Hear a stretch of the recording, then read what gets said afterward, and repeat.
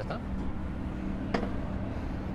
Hello everyone, we're here live from Mexico City. We're in Polanco, right here in Chapultepec, Campo de Marte, and the National Auditorium is right behind us.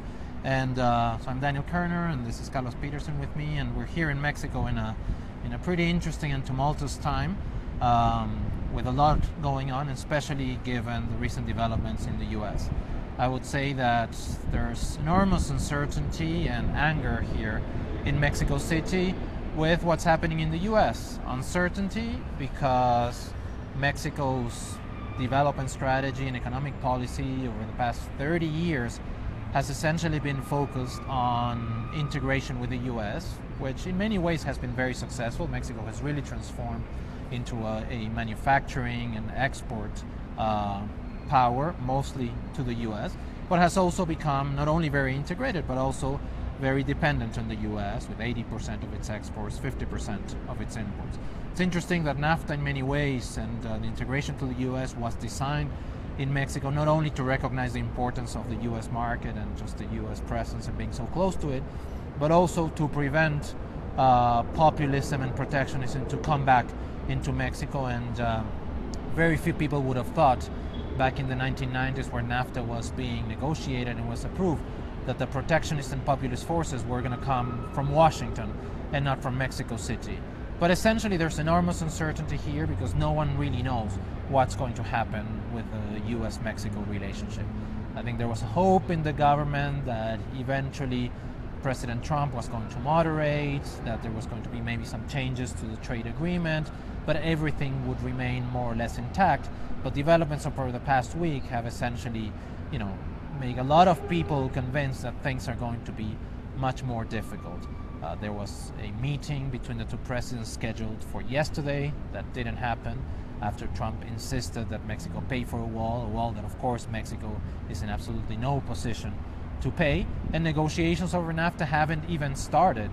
And there's even growing talk in Mexico about playing tough and about even leaving NAFTA. I think, for now, the government seems very focused on trying to engage with the U.S., trying to save NAFTA, to negotiate it quickly, to prevent significant changes from happening.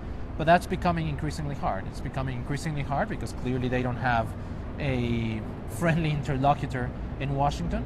But it's also becoming increasingly hard because what we're seeing is growing nationalist sentiment and growing anger against the government here in Mexico City. I think, we have to remember that President Peña Nieto is deeply unpopular. His approval ratings are around 12%. He's widely disliked because of the way the economy is going, because of corruption, because of security. And now essentially, even though there's talk about national unity and supporting the presidency, there's clearly a lot of anger against him and Foreign Affairs Minister Videgaray for not responding decisively against Trump. We'll have to wait and see what happens over the coming months. But clearly the actions of Washington, if they remain as tough as they are going to have a very negative impact on the Mexican economy, on foreign direct investment in Mexico, on the currency, and they're also going to have a very negative impact on domestic politics. And I think we're sensing a lot of that, right, Carlos? Yes, absolutely.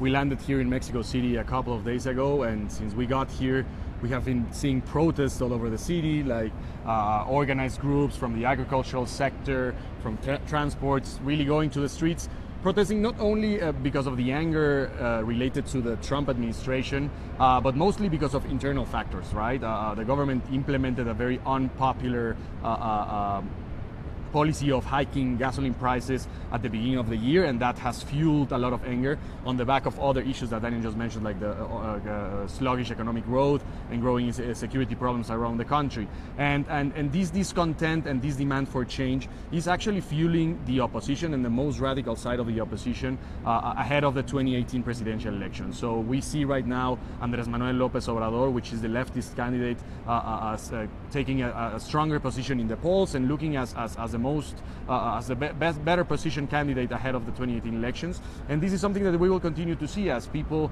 continue to be upset with the government and facing many challenges from different fronts. I think it's going to be a very complicated year, a very volatile year, and very uncertain for many people here in the country and for the government in general. So overall, we expect a very challenging moments. Yes, and the paradox, I think, right, Carlos, is that the actions of the U.S., if they continue as they are going to have the unintended consequence of creating a less friendly neighbor in the south, right? And this is particularly troubling, given that I think at least since the 1980s, the U.S. hasn't really had to be concerned about Mexico, because Mexican government and its policy has been very focused on further integration with the U.S. and very friendly with the U.S. And if indeed López Obrador wins the 2018 elections, driven on, rising on this discontent and national sentiment, it's going to be increasingly harder, I think, for Mexican governments to be as accommodative to U.S. demands as it's been the case, right? Yes, absolutely, and this is a challenge that the government will face of, yes, being somewhat willing to negotiate NAFTA and fix some issues. It's a 30-year-old, 20-year-old treaty that has to be fixed